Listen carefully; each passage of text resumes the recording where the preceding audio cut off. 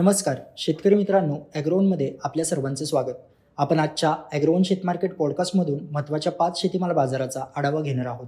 आज आपण सोयाबीन, मका, तूर, शेवगा आणि हळद बाजाराची माहिती घेणार आहोत. सोयाबीन स्थिरावले. सोयाबीनचे भाव सोमवारपर्यंत काहीसे नरमले होते, पण आज सोयाबीनच्या भावात स्थिरता आली होती.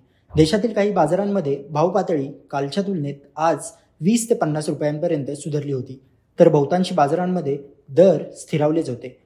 प्रक्रिया प्लांट्सचे भाव 4,700 ते 5,800 रुपयांच्या दरम्यान होते, तर बाजार समित्यांमधील सरासरी दर पातळी 4,000 ते 4,300 रुपयांच्या दरम्यान होती. बाजारातील आवक सध्या चांगलीच सुरू आहे, यामुळे दरात काहीसे चढ उतार राहतील असा अंदाज सोयाबीन बाजारातील अभ्यासकांनी व्यक्त केला आहे. मक्याचे दर दबावातच. मक्याचे दर देशातील बाजारात दबावातच आहेत. महत्त्वाच्या मका उत्पादक राज्यांमधील बाजारात चांगलीच आवक आहे. यंदा उत्पादन वाढल्याचा अंदाज व्यक्त केला जात आहे, तर रब्बी हंगामातही मक्याची लागवड आघाडीवर आहे. त्यामुळे यंदाच्या वर्षातील उत्पादन विक्रमी पातळीवर राहण्याची शक्यता आहे. यामुळे दर पातळी दबावातच आहे. मक्याला सध्या सरासरी प्रति क्विंटल 1,700 ते 2,100 रुपयांच्या दरम्यान दर मिळत आहे. बाजारातील मक्याची आवक चांगली असली तरी उठाव मात्र मर्यादित आहे. त्यामुळे मक्याचे दर पुढील काही दिवस स्थिर दिसू शकतात असा अंदाज मका बाजारातील अभ्यासकांनी व्यक्त केला आहे. तूर बाजारातील मंदी कायम. तूर बाजारातील मंदी कायम आहे. गेली सलग 2 वर्ष देशातील तुरीचे उत्पादन घटले आहे. त्यामुळे पुरवठाही कमी होता. मात्र सरकारने आयात खुली केली, त्याचा परिणाम तुरीच्या दरावर झाला. देशात सध्या तुरीचा साठा चांगला असल्याचे व्यापारी आणि आयातदार सांगतायत.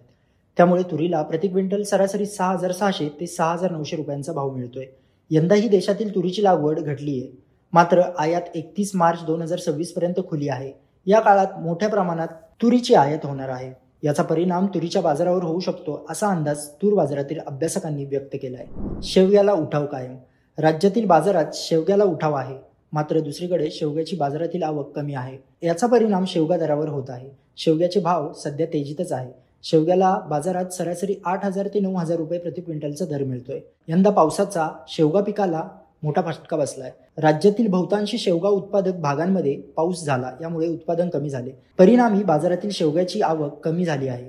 शेवग्याची आवक पुढील काही दिवस कमीच राहण्याची शक्यता आहे. तर दुसरीकडे शेवग्याला उठाव चांगला राहील, यामुळे शेवगा दरातील तेजी टिकून राहू शकते असा अंदाज भाजीपाला बाजारातील जाणकारांनी व्यक्त केला आहे. हळदीचे दर टिकून.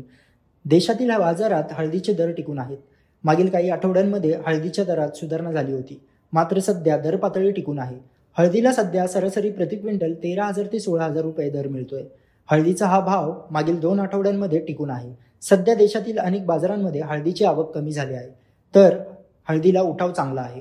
हळदीचे दर नव्या मालाची आवक होईपर्यंत कायम राहू शकतात असा अंदाज हळद बाजारातील अभ्यासकांनी व्यक्त केला आहे.